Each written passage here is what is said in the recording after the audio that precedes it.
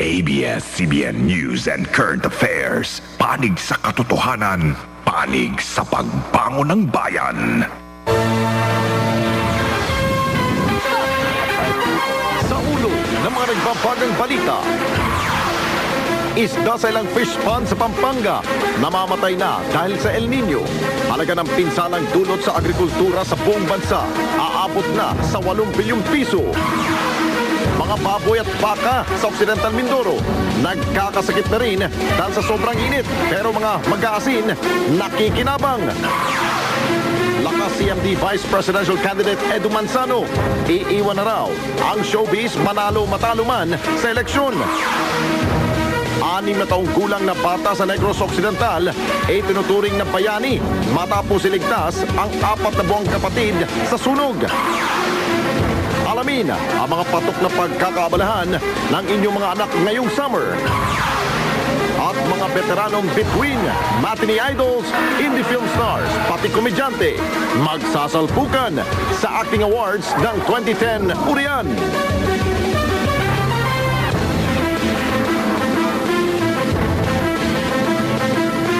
Live mula sa ABS-CBN News Center, Manila. Ito ang TV Patrol Sabado.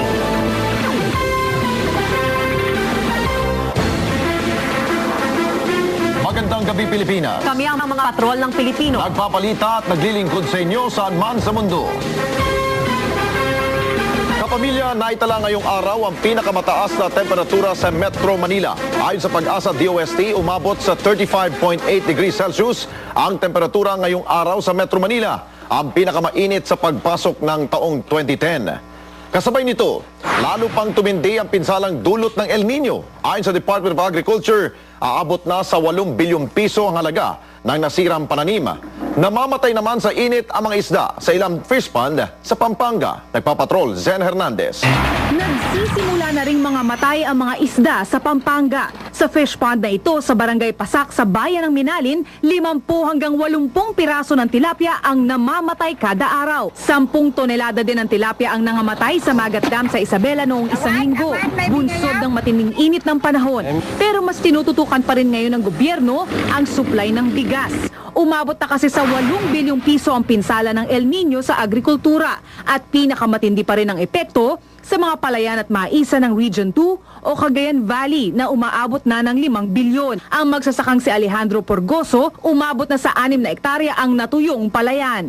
Tuyo nga sir, anong magagawa namin kung walang kaming makuha ng tubig? Ginagamit lang daw itong El Nino phenomenon as an excuse to import more rice. But the reality is, a lot more farmers are crying. May mga ibang reports that would indicate that the figure would be higher than the 8 billion that I was saying. Pero ito po ay in the process pa of verification. Reklamo naman ng isang grupo ng mga magsasaka, bakit wala pa ring natatanggap na tulong mula sa gobyerno ang mga magsasaka na nasa mga lugar na tinamaan ng El Nino. Parang nangyayari dito, mga drawing lamang, pero yung para tumagos ito sa mga magbubukid sa kanayunan na tinatamaan ng El Nino ay wala. Sinasabing aabot sa 1.7 billion pesos ang pondong inilaan ng gobyerno bilang pantugon sa pinsala ng El Nino. Zen Hernandez, Patrol ng Pilipino. Sa Occidental Mindoro naman, nagkakalagnat na ang mga baboy at baka dahil sa tindi ng init. Pero may benepisyo namang naidulot ang El Nino sa industriya ng asin doon. Exclusive nagpapatrol, Jenny Reyes. Sobrang taas ng temperatura na dulot ng El Nino sa Occidental Mindoro sa buong maghapon. Napalala pa ang kakulangan ng supply ng tubig at panunuyo ng mga damo at iba pang pagkaing halaman. Kaya ang resulta, nagkakasakit ang mga hayop. Sa gabi, ang nagiging problema rin namin ay yung sobrang lamig. So kinabukasan, yun, nagkasapir na sila lang kwan, medyo lagnat. Kaya naman ang ilang may-ari ng hayop, tinurukan agad ang mga ito ng gamot na kontralagnat. Si Aling Erlinda mayat maya ay pinapapaliguan ang mga baboy para maibsan ang masamang pakiramdam ng mga ito. Ang baboy kasi parang tao rin eh. Pagka mainit, may inuubo rin, sinisipon, nilalagnat. Pero di lang daw puro negatibo ang epekto ng El Nino. Ang mga mag-aasin ikinatuwa ang matinding sikat ng araw dahil sa buenas na dulot nito sa kanilang kabuhayan. Kung dati kada 2 araw lang ang kanilang ani ng asin, ngayon araw-araw na silang nakakakuha ng hanggang 55 kaban ng asin. Sa tigpalay, siyempre takot sila sa init. Pero sa amin dito, pabor sa amin yung init. Dahil lalaki din kita namin pag magandang ani, magandang init. Pero nakaigi man sa kanila ang tagtuyot, di pa rin daw nila hinihiling na magtagal pa ito dahil alam daw nilang mas maraming napeperwisyo dahil sa El Nino. Jenny Reyes, Patrol ng Pilipino. Patuloy na tumataas ang bilang ng mga namamatay dahil sa rabies. Ayon sa Department of Health, posibleng umabot ito sa 300 kaso ngayong taon. Kaya't pinaigting ng ahensya ang pagpapabakuna, hindi lamang po sa mga aso kundi pati sa mga tao kontra sa rabies. Nagpapatrol, Abner Mercado. Hindi nagsugat yan o dumugo yan. Bakas pa ang kagat ng aso ng kapitbahay sa 4 na taong gulang na anak ni Mary Jean na si Sherlyn ng Barangay Langka, May Kawayan, Bulacan. Nakita ko po siya, kinagat ng aso. Sakmal na yung yung paa niya. Yung aso, anong klaseng aso? Pitbull po yun. Agad-agad namang pinabakunahan ni Mary Jean ang anak. Kasama ang kaso ni Sherlyn sa tumataas na talaan ng DOH ng mga nakakagat ng aso. Halos 300 na ang namamatay sa rabies kada taon, karamihan dito ay mga bata. Kaya't itinutulak ng DOH ang pagpapabakuna hindi lamang sa mga tao kundi maging sa mga aso. Kanina, inilunsad ng DOH sa University of Makati ang mass vaccination sa mga alagang aso. Isa si Rita na nagpabakuna ng aso. Safety ako sa kung kailangan makakagat siya. Hindi ako magkaroon ng problema. 160 pesos kada bakuna ang bayad sa Animal Bite Centers ng DOH. Payo ng mga eksperto sa mga nakakagat ng aso. Pag nakagat po ng aso, yung kanilang mga anak na expose po sa rabies, ang number 1 pong kinakailangan gawin nila, sa bahay pa lang, first aid sa bahay, which is very important. Na dapat huwag nyo nakakalimutan. Hugasan with soap and water for 10 minutes. Yun po, very important po yun. Pag nagawa na nila po yun for 10 minutes, bababa po yung likelihood na magkaroon yung rabies yung bata. Simula pa lang ito, pero target ng DOH, pagdating ng 2020 ang tuluyang pagsawata ng rabies sa bansa. Abner Mercado, Patrol ng Pilipino. Tiniyak ng Meralco na walang brownout ngayong weekend. Mababa kasi ang demand na kuryente kapag walang pasok sa opisina.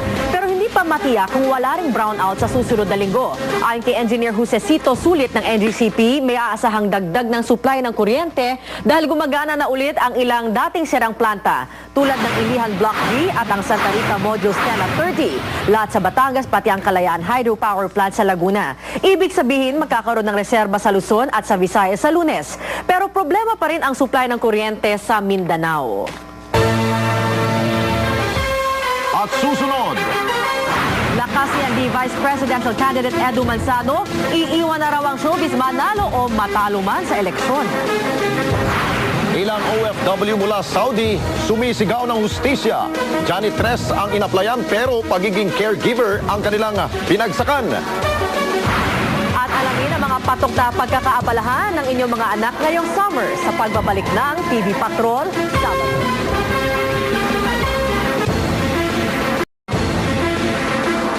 Janitress ang inaplayan pero pagiging caregiver ang bagsak ng mga OFW na naloko mano ng kanilang employer sa Saudi Arabia. Ang masaklap, hindi na nga pinasweldo ng tama, kinulong at minaltrato pa sila.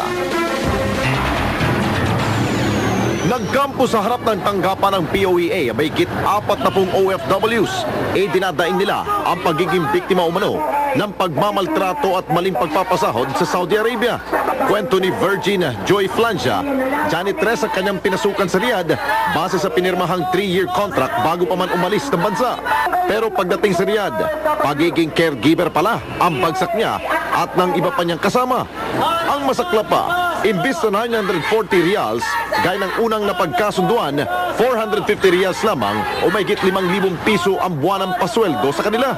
Nang tumigil sila sa trabaho, pinakulong sila at minaltrato pa ng employer na anasban. At ngayong nakauwi na sila sa bansa, gusto nilang mapanagot ang kanilang employer at makuha ang back wages nilang aabot sa mahigit 300,000 pesos. Yung pong binibigay nilang 550 na lang, ang kapalit po nun ay 24 hours at saka 16 hours na pagtatrabaho. Titingnan natin sa investigasyon kung ano talaga ang kalalabas sa kung anong resulta. No? Doon natin malalaman kung may katiwaliang nangyari at sinagawa yung employer. Bukod sa POEA, kinalampag din nila ang OWA na nag-alok ng tulong sa kanila. Ayaw nila ng starter kit to start business, pero gusto nila kunin nila cash. Wala sa mandate ng OWA ang magbigay ng cash. Nanindigan naman ang mga OFW na higit sa tulong, katarungan ang kanilang apila.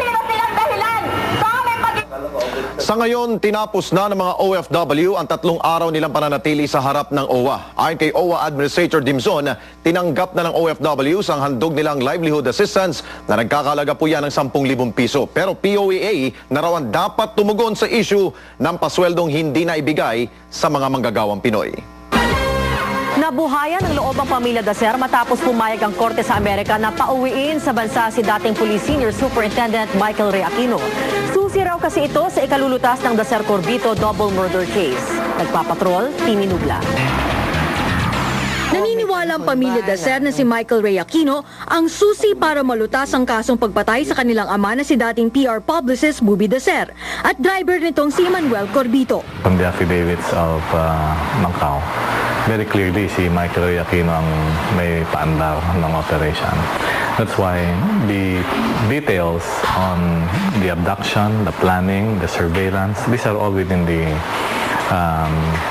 knowledge of Michael Ray Aquino.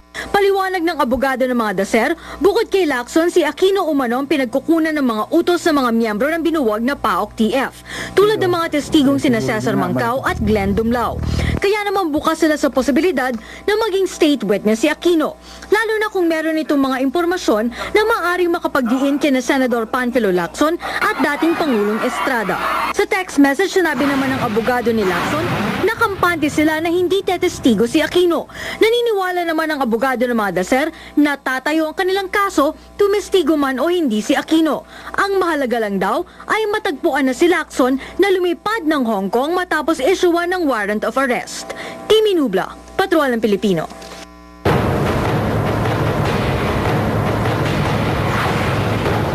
65 araw na lamang bago ang halalan sa Mayo.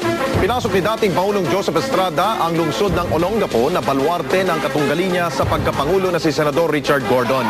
Umasa si Estrada na mananalo siya tulad noong 1998 presidential elections. Nakipiesta naman sa Compostela Valley Province ang pambato ng Lakas Kampi na si dating Secretary Gilbert Teodoro. Nagtungo naman sa Zamboanga City at Basilan ang katandem ni Teodoro na si Edu Manzano. Sinabi ni Manzano, matalo o manalo, magre-retiro na siya sa showbiz. Tumirma naman si Senador Noynoy Aquino ng kasunduan sa mga taga-Tondo, Maynila kung paano iaahon sa kahirapan ang mga residente doon. Sa Sipalay City, Negros Occidental, itinuturing na bayani ngayon ng 6 na taong gulang na bata na isinapalaran ang sariling buhay, mailigtas lamang ang sanggol na kapatid mula sa kanilang nasusunog na bahay. Nagpapatrol, Marty Go. Lapnos ang mukha, kamay at ilang bahagi ng katawan ng 6 na taong gulang na si Virginia Rojo. Nagtamo siya ng second-degree burn nang masunog ang kanilang bahay. Naglalabada sa bayan ng nanay at ate ni Virginia, kaya siya lang at ang 4 na buwang kapatid na si Jorin lang ang nasa bahay nang maganap ang sunog na nagmula umano sa natumbang gasera. Sa kabila ng murang pag-iisip, hindi inuna ni Virginia ang sarili sa kasagsagan ng sunog. Sa halip na lumabas agad ng bahay, kinuha ni Virginia ang kapatid na natutulog sa duyan at yakap-yakap na itinakbo ito palabas ng bahay. Ang init. Hindi ko alam na malaki na pala ang sunog. Pati ako may paso na pala. Hindi naman po ako natakot basta katabi ko si Toto at kinuha ko siya agad. Hinatid ko kasi ang mga labada ko, kaya silang dalawa lang naiwan sa bahay. Nagpapagaling pa sa infirmary clinic sa Sipalay City si Virginia. Sa kabila naman ng pagtutulong-tulong ng kanilang mga kapitbahay, kapos na kapos pa rin ang mga biktima, lalo't naabulahat ang kanilang konting na tipong gamit. Martigo, Patrol ng Pilipino, Negros Occidental. Ang susunod, Alamin ang mga patok na pagkakaabalahan ng inyong mga anak ngayong summer.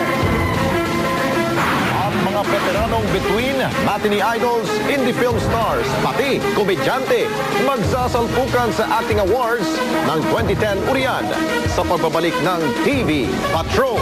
Sabado. Mga Mga kapamilya, summer na naman. Alamin kung paano gagawin makabuluhan ang bakasyon ng inyong mga chikiting sa pagpapatrol ni Weng Hidalgo. Maraming sports programs at art workshops na mapagkakaabalahan ng mga bata ngayong summer. Sa mga may budget, naglalaro sa 2,000 hanggang halos 5,000 piso ang mga painting, acting, voice, music at dance lessons. Those who are also very artistic will have an expression of, their talents and to further enhance their talents. Kung kailangan namang maghanda sa susunod na school year, may special tutorial din sa math, computer at literature. Sa mga nanay na ayaw mawalay sa anak, pwede sila sa mother and child gymnastics o cooking lessons. Pero kung naghihigpit ng sinturon, may libreng summer sports clinic ang Armed Forces of the Philippines sa mga kaanak ng mga sundalo at kanilang mga empleyado. Para iwas po sila sa mga drugs, yung mga bata, then matuto sila sa self-defense. Libre rin para sa mga taga Quezon City ang sports program na ibinibigay sa Amoranto Sports Complex. Tuturuan ang mga kabataan ng basketball, volleyball, badminton, table tennis, gymnastics, karate, taekwondo, Chinese at swimming. Ang objective nito yung mag-scout kami ng mga potential athlete para mapadala natin sa national competition. At kapag natapos na ang summer, pwede pa rin ipagpatuloy ang sports clinics para lalong mahasa ang mga bata. Weng Hidalgo, Patrol ng Pilipino. Libu-libong kabataang nangangarap sumikat ang sumabak sa audition ng Pinoy Big Brother Teen Edition. Pinakahihintay naman ang gawad urian kung saan magkakatapatan ang kakaibang hanay ng mga nominado. Nagpapatrol, Ginger Conejero. Kaabang-abang para sa mga taga-showbiz ang nalalapit na gawad urian ng manunuri ng pelikulang Pilipino dahil sa kakaibang kombinasyon ng mga nominado. Sa Best Actor category, dalawa sa pinakamatunog na nominees ay sina Coco Martin ng indie film na Kinatay at John Lloyd Cruz ng In My Life ng Star Cinema. Ako, every time na gumagawa kami ng pelikula, feeling ko hindi ako gumagawa ng pelikula. Feeling ko hindi kami nag-shooting. Para sa akin, that time, habang ginagawa ko yun, ako mismo yung character and then totoo yung lahat na nangyayari. Mula naman sa iba-ibang larangan ng showbiz ang mga nominado bilang Best Actress. Ilan sa magtatapat ay ang star for all seasons at Batangas Governor Vilma Santos ng In My Life, veteran actresses Anita Linda at Rustica Carpio sa Lola, at comedians sa sina Tessie Tomas sa Sanglaang at Eugene Domingo sa Kimidora. Libo-libong mga kabataan ang dumagsa kanina para mapabilang naman sa Pinoy Big Brother Teen Edition. Medyo kinakabahan po.